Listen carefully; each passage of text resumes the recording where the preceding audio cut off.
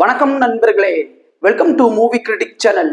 இன்னைக்கு நம்ம எந்த படத்தோட ரிவ்யூ பத்தி தெரிஞ்சுக்க போறோம்னா, ரீசெண்டா தமிழ் டப்பிங்ல ஒரு தெலுங்கு ஆக்ஷன் படமா வெளிவந்திருக்கிற தை கால் ஹிம் ஓஜி படத்தோட ரிவ்யூ பத்தி தான் தெரிஞ்சுக்க போறோம். இப்ப இந்த படத்தோட கதை என்ன அப்படிங்கிறத மேலோட்டமா தெரிஞ்சுக்கலாம். படத்தோட ஹீரோ பவன் கல்யாண் ஜப்பான்ல ஒரு சாமுராய் வீரரா இருக்கிறாரு. அவரு சின்ன பையனா இருக்கும்போது மும்பை கேங்ஸ்டரா இருக்கிற பிரகாஷ் ராஜ் அவரை ஒரு இடத்துல இருந்து கூப்பிட்டுக்கிட்டு வந்து தான் கூட வச்சு வளர்க்கவும் ஆரம்பிக்கிறாரு. ஒரு நாள் ஹீரோ தன்னுடைய கேங்ஸ்டர் வாழ்க்கை எல்லாத்தையும் விட்டுட்டு தனக்குன்னு ஒரு வாழ்க்கை அமைச்சுக்கலாம் அப்படின்னு நினைச்சு பிரகாஷ் ராஜை விட்டு பிரியறாரு. இந்த டைம்ல என்ன ஆகுதுன்னா, வில்லனோட தம்பி பிரகாஷ் ராஜோட பையனை கொண்டாடுறாரு. அது மட்டும் இல்லாம வில்லன் பிரகாஷ் ராஜுக்கு பிரச்சனையாவும் மாறுறாரு.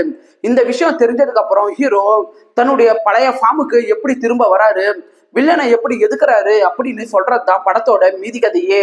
படத்துல பவன் கல்யாணோட நடிப்பை நீங்க பாராட்டியாகணும். அவருடைய நடை, உடை, பாவனை இது எல்லாமே அவருடைய கதாபாத்திரத்துக்கு ரொம்ப நல்லாவே பொருந்தி வந்து ஒரு ஒன் மேன் ஷோவா இந்த படத்தை சூப்பராகவே தாங்கி நின்றுக்கிறாரு. படத்துல லீடா நடிச்ச மற்ற நடிகர்கள் பர்ஃபார்மன்ஸ் வைஸா சூப்பராகவே நடிச்சிருக்காங்க.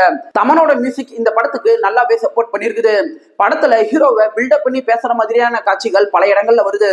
அந்த காட்சிகள் ஆடியன்ஸுக்கு சோர்வை ஏற்படுத்தாம இருக்க தமனோட மியூசிக் அந்த காட்சிகளுக்கு நல்லாவே பூஸ்டாவே இருந்திருக்குது.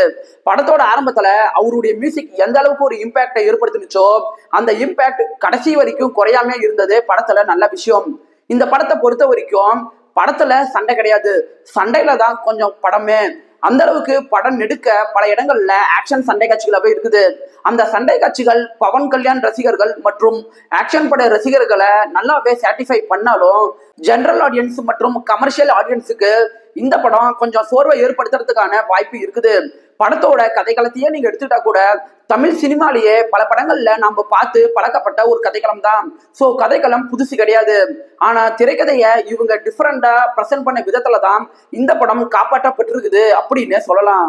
இந்த படம் ஒரு மாஸ் ஹீரோ படம் அப்படிங்கறனால படத்துல எங்கேயுமே லாஜிக்கை உங்களால எதிர்பார்க்க முடியாது. படத்துல ஹீரோயின் சம்பந்தப்பட்ட காட்சிகள் ஒரு 15 நிமிஷம் தான் வருது. ஸோ ஹீரோயினை நினைச்சு ஹீரோ ஃபீல் பண்ற காட்சிகள் பெரிய எமோஷன் கனெக்டை ஏற்படுத்தல. ஒரே வார்த்தையில சொல்லணும்னா இந்த படம் உங்க டைமுக்கு ஒர்த்தான ஒரு சூப்பரான படம் தான். இந்த படம் ஃபுல்லாவே ரத்தம் தெரிக்கிற வைலன்ஸ் காட்சிகளாவே இருக்குது. ஸோ ஃபேமிலியோட பாக்கிறதுக்கு முன்னாடி யோசிச்சுக்கோங்க. இந்த வீடியோ உங்களுக்கு பிடிச்சிருந்துச்சுன்னா லைக் பண்ணுங்க, சப்ஸ்கிரைப் பண்ணுங்க, ஷேர் பண்ணுங்க, மறக்காம பெல் பட்டன் நமக்கு மறந்துடாதீங்க. நாம வேற ஒரு வீடியோல சந்திக்கலாம். அது வரைக்கும் நன்றி, வணக்கம்.